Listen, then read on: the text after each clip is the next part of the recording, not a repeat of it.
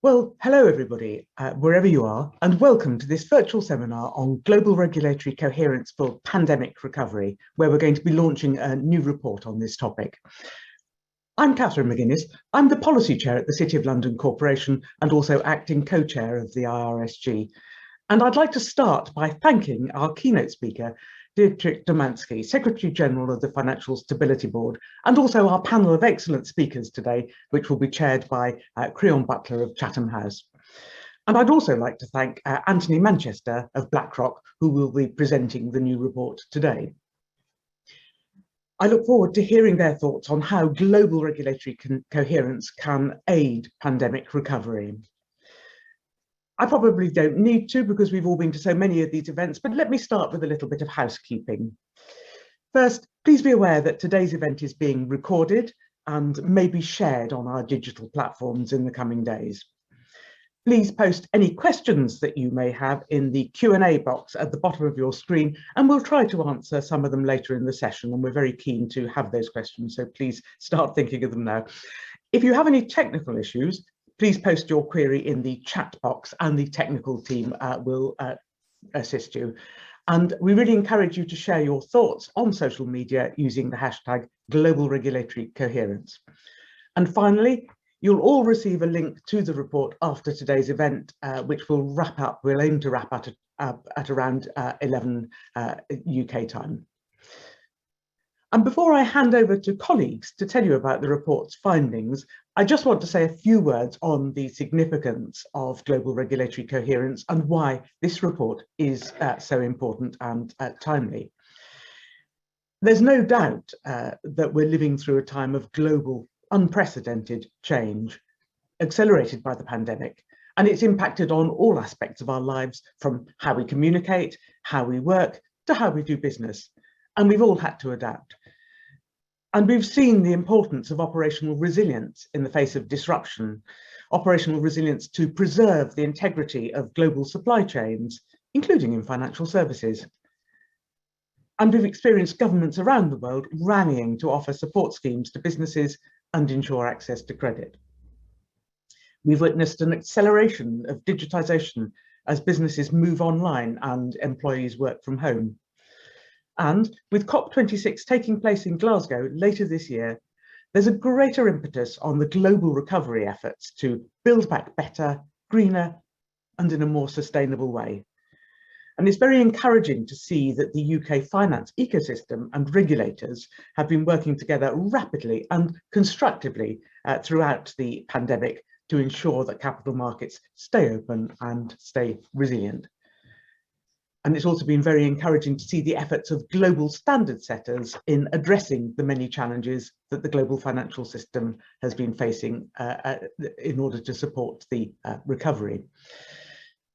The IRSG has had many productive conversations on this topic with the Financial Stability Board, with the Basel Committee, with IOSCO and with others. And we've also engaged with the UK's G7 and Italy's G20 presidencies to see how global regulatory coherence can be driven by both presidencies. The financial services industry stands ready to engage and support global standard setters and multilateral bodies. And that's why the launch of the International Regulatory Strategy Group's report today is so timely. A decade on, a little bit more, from the last financial crisis, and as pandemic recovery efforts now take centre stage, it's regrettable that there is now more fragmentation and protectionism. And this report, Global Solutions to Global Problems, Promoting Regulatory Coherence in Financial Services for Pandemic Recovery, underlines that now, more than ever, is the time for renewed commitment to this cause. The report argues that any international regulatory cooperation strategy should be based on principles of communication, cooperation, and transparency, as well as innovation, consultation, and resourcing. And it calls for global focus on three key areas: operational resilience, digital innovation, and sustainability. And from our conversations with the global standard setter fora that I've mentioned before, it's really encouraging to see that these have been identified as areas of focus for them too. Later today, you're going to hear more on these topics, more on the topics of operational resilience, digital innovation and sustainability, and what is needed to address the challenges and embrace the opportunities they present. And I just want to finish by saying that greater global regulatory collaboration, guidance and standards in these areas are also what is needed to ensure a competitive and level playing field for businesses. As the report says, we need global solutions to address global challenges posed by the pandemic. And without further ado, and just in time to avoid you being deafened by my rubbish collectors just outside the door, I'm going to now invite Dietrich Domanski, Secretary General of the Financial Stability Board, to share his perspective. Dietrich, over to you.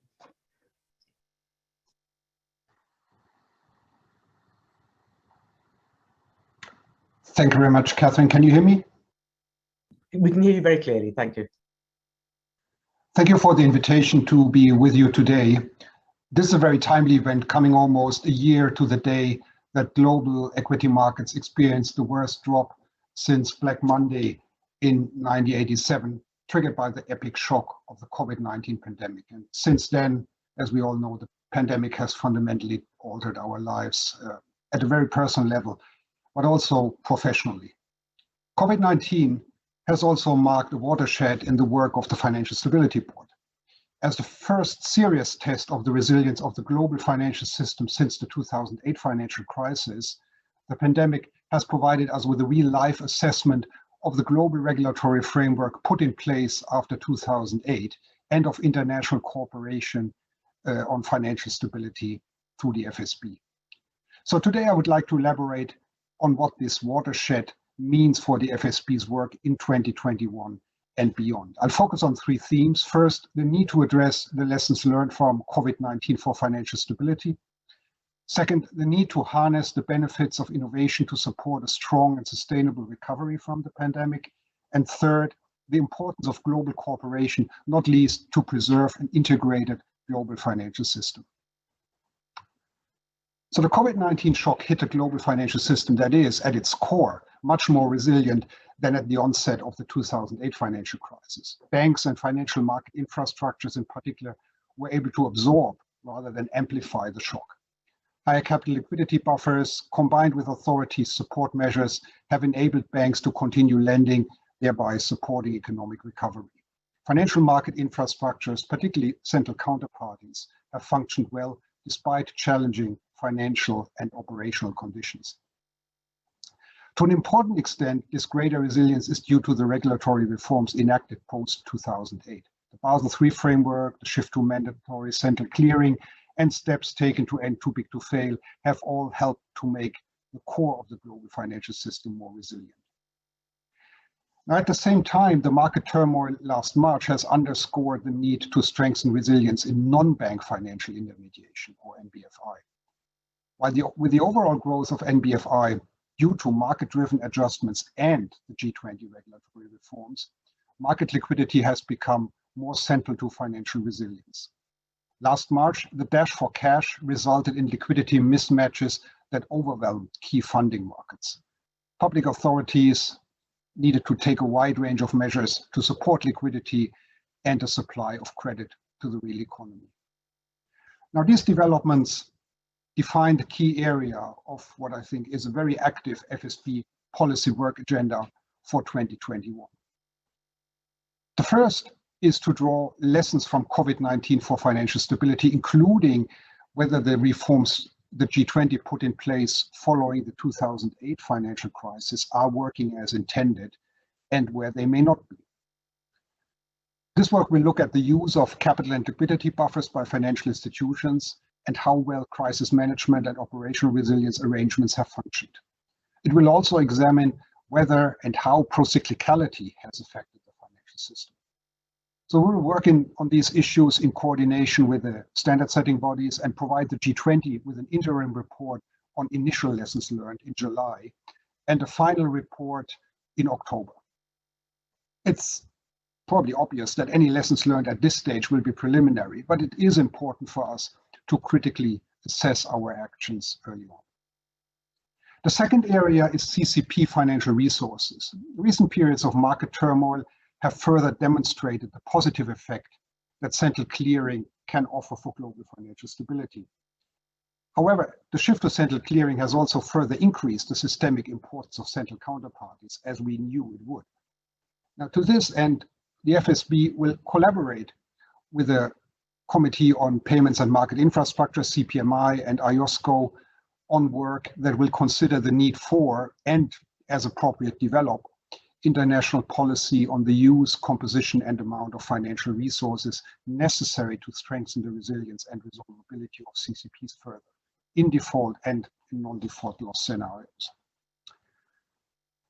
Last but certainly not least, one area where we have already started to draw lessons is NBFI. We've embarked on a comprehensive and ambitious work program to strengthen the resilience of the NBFI sector while preserving its benefits. So this work program includes work to address specific risk factors that contributed to amplification of the shock last March, work to enhance our understanding of systemic risks in NBFI, and investigating policies to address systemic risk in NBFI. A key focus this year is to develop policy proposals to enhance the resilience of money market funds. The structural vulnerabilities in some types of money market funds relate to the greater role of liquidity I mentioned before, liquidity mismatches in money market funds and investor perceptions of these funds being equivalent to cash.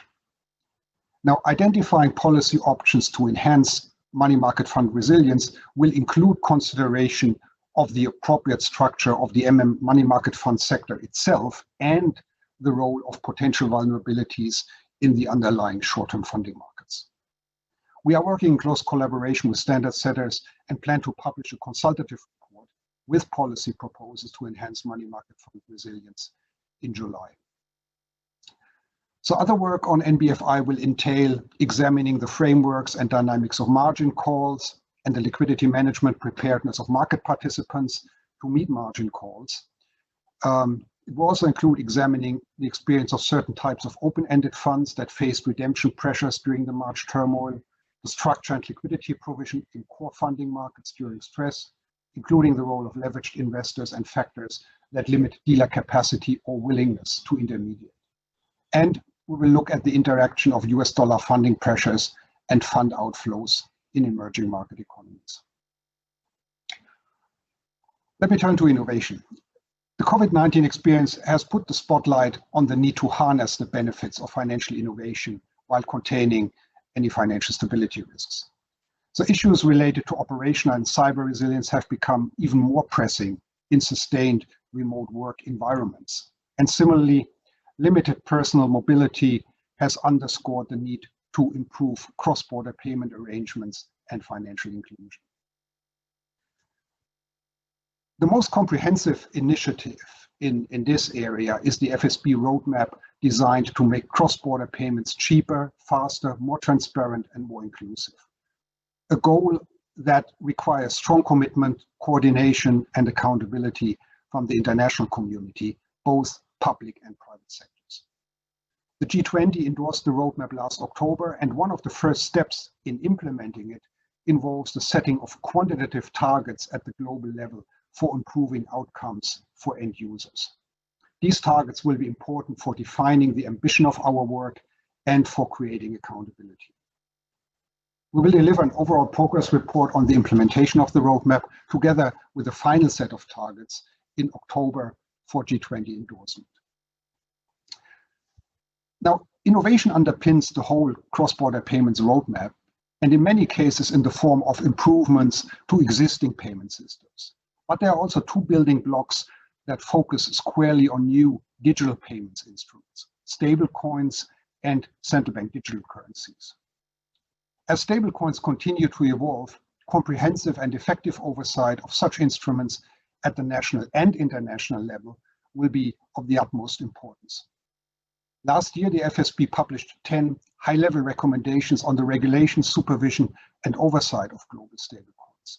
Building on this work, We will continue discussions of regulatory and supervisory approaches with respect to stablecoins and how to underpin these with effective cross-border cooperation and coordination. I would also like to say a word on cyber resilience that Katharine mentioned at the beginning.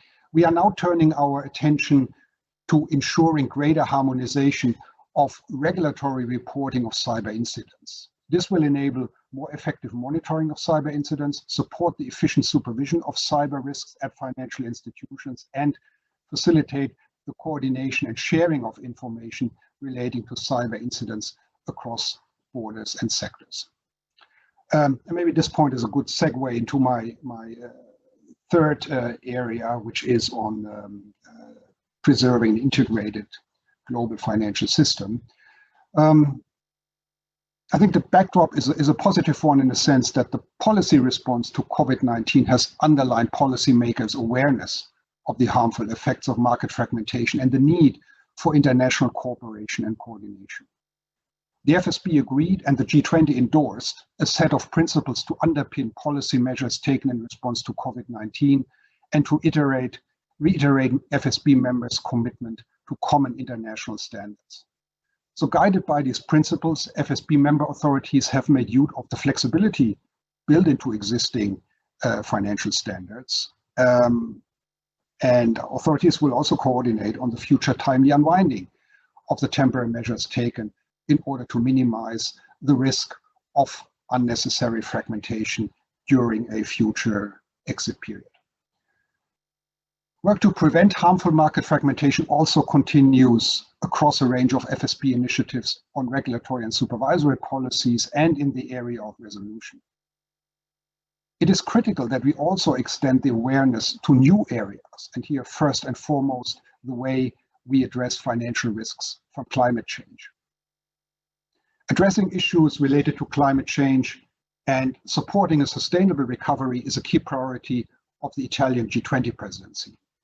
More generally, an increased sense of urgency has resulted in a proliferation of work on climate change.